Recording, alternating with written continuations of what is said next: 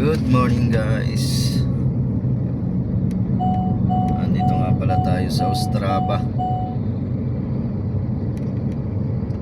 Thursday morning, ayan, mahamog. Halos di na natin makita ang daan. Nakapag-unload na nga pala tayo. Hindi ko na video ang kanina.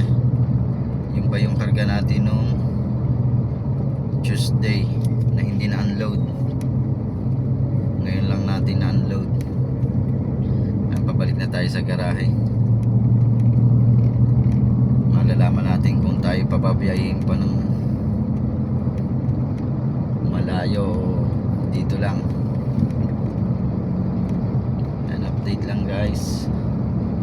Good morning sa lahat ng driver sa Europe. Ingat palagi. God bless. Bye bye.